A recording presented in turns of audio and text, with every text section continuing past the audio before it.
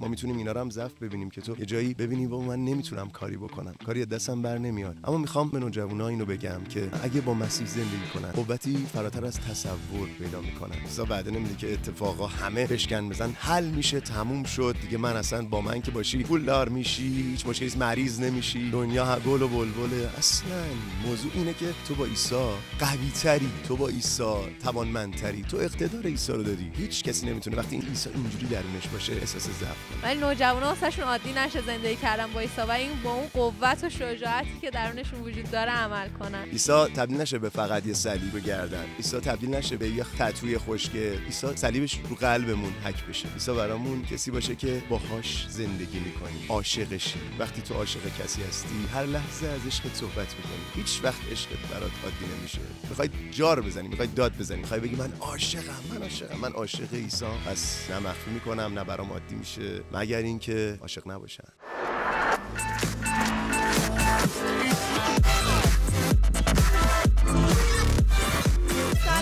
خوش آمدید به یک برنامه دیگه از گپ خودمونی، سری از ضعف به قوت. امروز یک مهمان بسیار عالی داریم، یک مهمان بسیار هنرمند.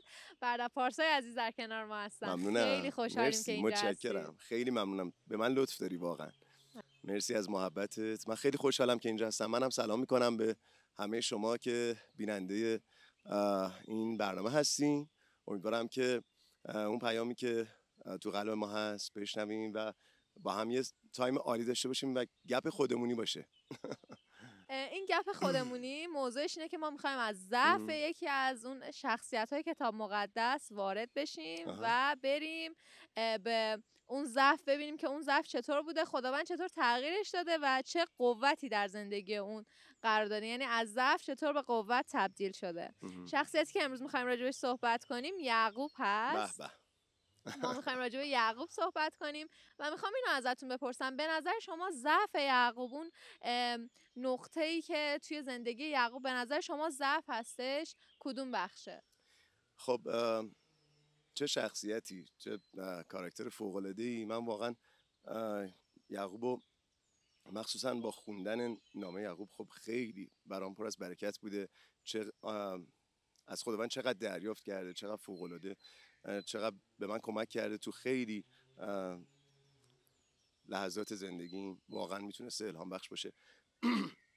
جالبه که خب کسی که اون نامه رو نوشته وقتی شما میخونی متوجه میشی که چقدر این پره، چقدر از خداوند دریافت کرده، چقدر داره با خداوند سلوک میکنه، چقدر پر از حکمته و میگی واو عالیه. خب یه همچین کاراکتری مرد خداست. چقدر من دوست دارم بیشتر و بیشتر بشناسم، بیشتر ازش تعلیم بگیرم و چه میوه نیکویی برای عیسی مسیح.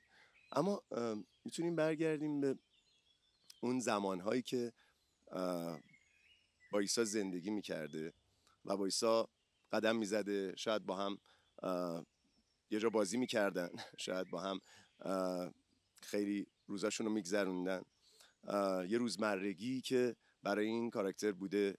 یه جایی خب عیسی رو ریشخند میکنن طبق کلام خداوند و ما میدونیم که این از این برمیگرده، از اینجا نشأت میگیره که شاید بالاخره مرد خدا ترسی قطعاً بوده، خدا رو میشناخته و اون پارسایی رو داشته، اما عیسی براش عادی شده بوده. من ضعف یعقوبو اگه بخوام ضعف بذارم، چون روی این آدم نمیشه، میگم با خوندن اون نامه شما نمیتونید راحت ضعف بذارید، اما اگه ضعف بخوایم پیدا کردن ضعف اگه پیدا بخوایم بکنیم، شاید عادی شدن حضور عیساست، عادی شدن نور جهان تو زندگیت، عادی شدن گنج این جهان.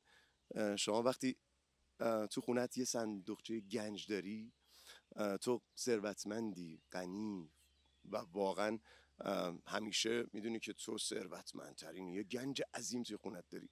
اما با گذشت زمان، با اینکه هر روز خب من هر روز ثروتمندترینم، هر روز اون گنجه هست، یا یه منبع نور، عیسی نور جهانه، یه منبع نور، منشأ حقیقت که تو ازش پر میشی، ازش نورانی میشی، ولی هر روز هست. ممکنه با گذشت زمان یا اینکه انقدر نزدیکته یادت بره که تو چه گنجی داری، چه نوری داری.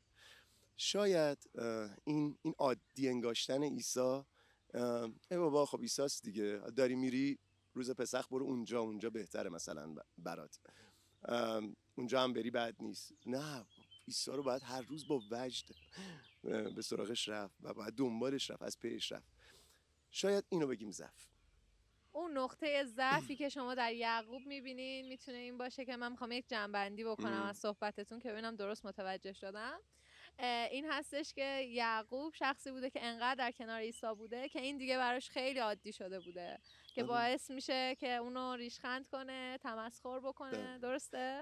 آره مثل خواهر برادرات توی خانواده خیلی وقتا این شکلی میشه. یه سری زیبایی ها هست که خداوند به ما داده که در هممون وجود داره. به هر کسی یه سری توانایی داده قطعا، و اون توانایی ها توی خانواده برای خواهر برادر چون همش دارن با هم زندگی میکنن میتونه عادی بشه. درسته؟ مثلا چهره زیبایی خواهر یا صدای زیبایی برادر مثلا.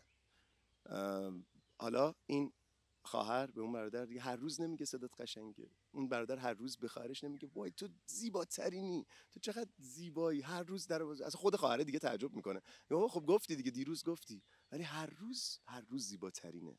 اما براشون عادی میشه. میتونیم این عادی شدن رو این در نظر بگیریم. و این یک جایی به قوت تبدیل میشه. ما وقتی که رساله یعقوب رو میخونیم میشه یکم راجع به این صحبت کنیم که این چجوری از اون ضعف کجا به قوت تبدیل میشه؟ برای من اوجش همون اول نامه یعقوبه. یعنی من حس میکنم که تبدیل اون ضعف یا تبدیل یعقوبی که این عادی شدن باهاش بوده یا داشته اینجوری عادی میشده براش، بعد از اینجوری بگم زندگی کردن با عیسی شد زندگی کردن برای عیسی. بعد از عیسی که روی صلیب رفت، عیسی دیگه برای یعقوب همین برادری نبود که هر روز میدیدش یا کسی که باهاش داشته خب میرفته میومده. نه، عیسی مصلوب شده به خاطر ما، عیسی قیام کرده. این یعقوب تبدیل میکنه و اتفاقایی که میفته دور و برش رو میبینه چه اتفاقایی داره توی شاگردان میفته، توی مردم میفته، چطور اون مسیح این اتفاقا براش افتاد. عیسی مسیح بود. این برش آشکار میشه و اول نامه یعقوب اینطوری شروع میشه: از یعقوب غلام عیسی مسیح. خیلی قشنگه. نه برادرش، نه شاگردش، نه حتی حالا بگیم کلمه خادم استفاده کنیم، نه، غلام. یعنی من فقط کاری که عیسی بخواد میکنم، هیچی از خودم ندارم. به تمامی برای عیسی. زندگیم برای اوه. پس تا دیروز زندگی میکرد با عیسی، حالا زندگی میکنه برای عیسی. این اوج قوتشه. برادر پارسا، خداوند ضعف یعقوب رو به قوت تبدیل کرد و میخوام حالا بهم بگید که یعقوب چطور خداوند رو با این قوت خدمت کرد. با همون زندگی کردنش، با اینکه تمام زندگیش گذاشت برای او، و نکته مهمش اینه که خب شاگردان با عیسی زندگی میکردن، هر کدومشون ثمرات نیکوی عیسی بودن.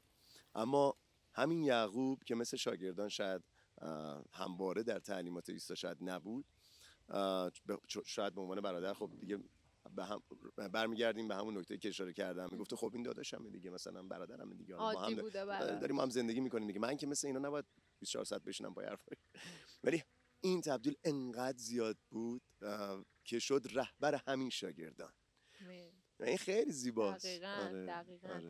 حالا من میخوام ازتون این سوال کلیدی ما هستش. ما نوجوانان دارن ما رو نگاه میکنن، یعنی مخاطب اصلی این برنامه نوجوانان هستن و میخوام بگید که چه جمله‌ای دارید، چه درسی ما میتونیم از زندگی یعقوب بگیریم و نوجوانان چه درسی میتونن از زندگی یعقوب بگیرن، از اون ضعفی که به قوت تبدیل شد و اون قوتی که یعقوب باهاش خدمت کرد. چطور نوجوانان میتونن از کدوم بخش زندگی یعقوب میتونن درس بگیرن؟ همین الان این که گفتی واقعا یه لحظه تو ذهنم اومد. چه سن حساسیه. خب چقدر نوجوانی با همه اون شروع اشتیاق، با همه اون مخصوصا پاکی درونی که نوجوان داره، با یه عالمه امید و آرزو و اینها، اما میدونیم که چقدر شکنندگی هم وجود داره دیگه. درسته؟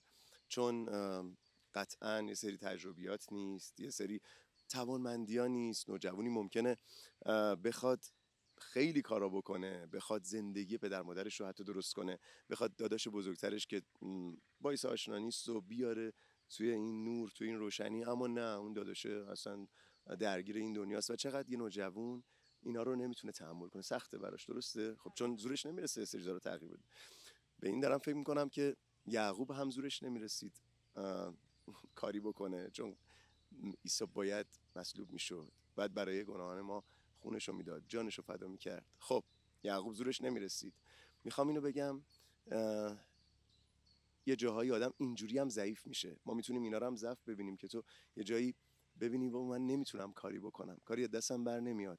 اما میخوام به نوجوانا اینو بگم که اگه با مسیح زندگی کنن، اگه با عیسی زندگی کنن، قوتی فراتر از تصور پیدا میکنن.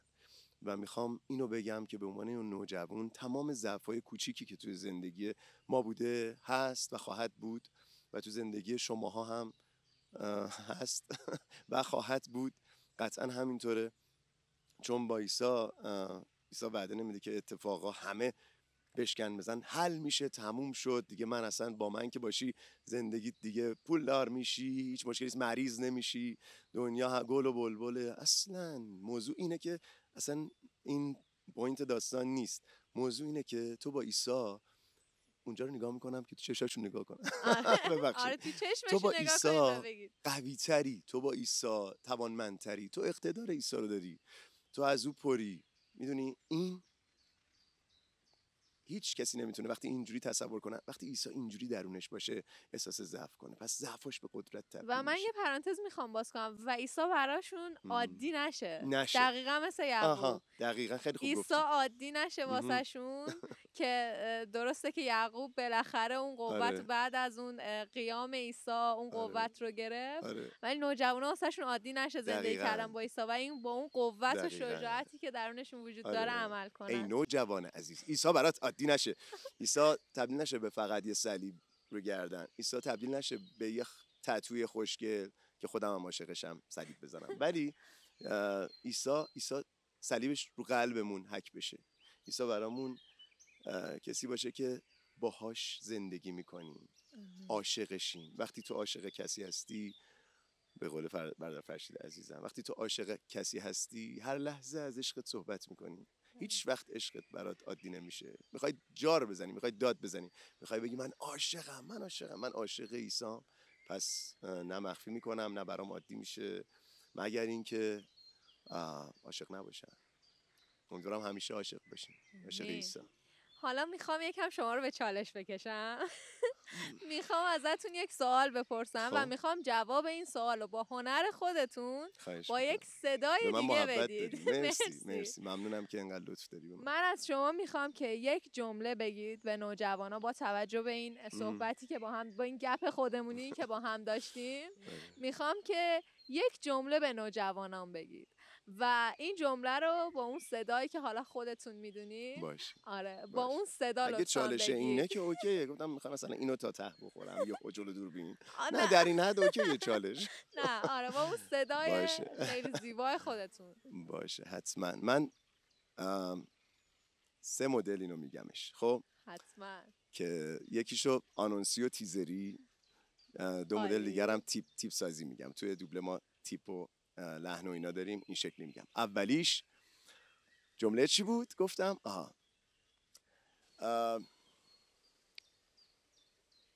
زندگی کردن با عیسی متفاوت باشه برای زندگی به خاطر عیسی. برای عیسی زندگی کن، با عیسی زندگی کن. این یه ذره تیزری بود. مرسی، عالیه.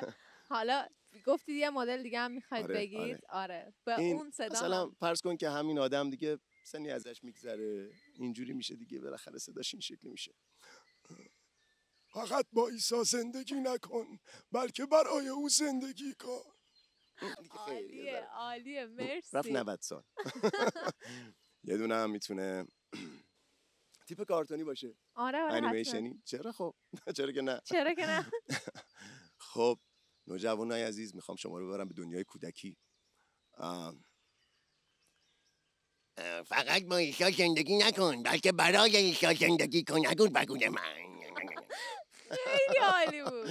مرسی پارسای عزیز این گپ خیلی به من چسبید، واقعا بسیار عالی بود. واقعا مرسی برای وقتی که گذاشتید. مرسی از محبتی، مرسی از سوالای خوبه. صحبتایی که راجع به یعقوب داشتیم فکر می‌کنم که درسی که از زندگی یعقوب ما میتونیم بگیریم، چیزی که واقعا به درد طبیعتا تمام سنین ولی مخصوصا نوجوانان میخوره. حتما. پس مرسی برای اینکه به این نقطه خیلی مهم اشاره کردید و از تمام نوجوانان عزیز و هر کسی که ما رو نگاه کرد بسیار بسیار ممنون هستم. خیلی ازتون متشکریم که با ما بودین. متشکرم از تو و اینکه کتاب یعقوب رو بخونید، نامه یعقوب بخونید و زندگیش کنید. فکر میکنم اگه تو زندگی هممون این اتفاق بیفته خیلی راهمون هموار میشه، چون راهمون با عیسی یکی میشه. پس یک اپیزود دیگه از گپ خودمونی، از ضعف تا قوت. خدا نگهدار.